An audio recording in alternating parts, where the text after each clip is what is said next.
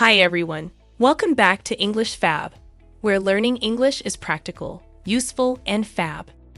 Today, we're diving into the world of DIY, a fun and rewarding way to get creative, personalize your space, and develop new skills. Whether you're into gardening, furniture restoration, sewing, or home decor, talking about DIY projects in English can sometimes be tricky. How do you describe your latest project? How do you explain your process or share your ideas with others?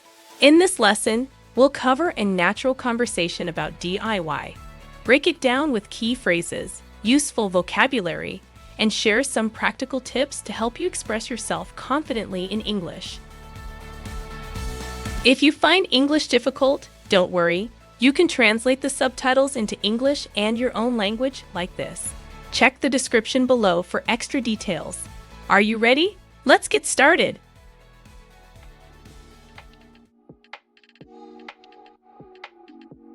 Wow, your backyard looks amazing. Did you do all of this yourself? Thanks. Yeah, I love gardening and home decor projects. I've been adding new plants and making DIY decorations to give it a cozy feel. That's really impressive. I've always wanted to get into gardening, but I never know where to start. Start small. Maybe try growing some herbs or succulents. They're easy to care for and don't take up much space. That's a great idea. I actually just started working on a DIY project myself, furniture restoration.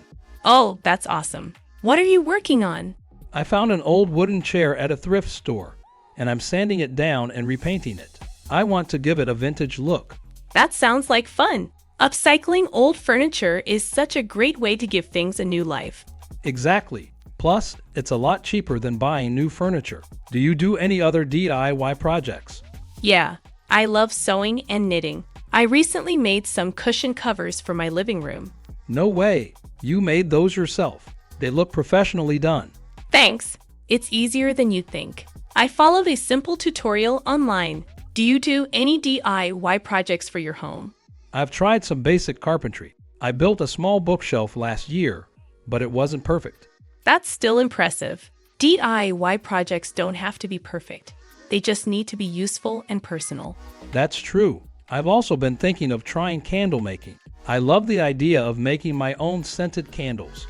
Oh, you should. Homemade candles are great, and you can customize the scents however you like. What's your next DIY project? I'm thinking about doing some interior design updates, maybe repainting my bedroom and making some new wall art. That sounds exciting. Maybe I'll start with a smaller project and build my way up.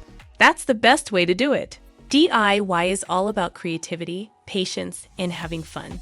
I couldn't agree more. Now I'm feeling inspired to finish my chair.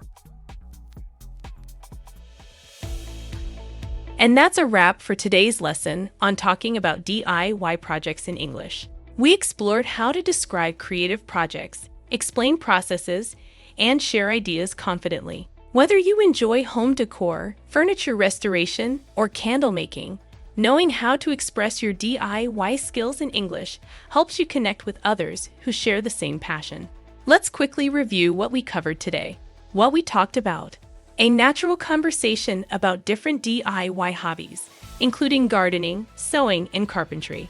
How to describe your DIY projects, explain techniques, and talk about the creative process. Useful words and phrases to confidently discuss DIY in everyday conversations. Key phrases: did you do all of this yourself? Start small. Maybe try growing some herbs or succulents. Upcycling old furniture is such a great way to give things a new life. I frame some of them or keep them in protective cases. DIY projects don't have to be perfect. They just need to be useful and personal. Homemade candles are great, and you can customize the scents however you like. Maybe I'll start with a smaller project and build my way up.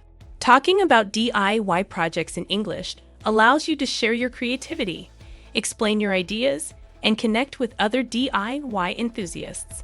Whether you're decorating your home, restoring furniture, or working on a craft, being able to express yourself clearly makes the experience even more rewarding.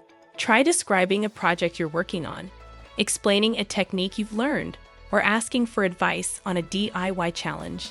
The more you practice, the more confident you'll become in discussing your creative projects in English. Okay, thanks for watching today's lesson on English Fab. I hope you found these English tips useful and feel more confident. Remember, practice makes perfect, so try using these phrases in your daily conversations. If you enjoyed this video, don't forget to give it a thumbs up, share it with your friends, and subscribe for more Fab English lessons. Until next time, keep practicing and stay fab.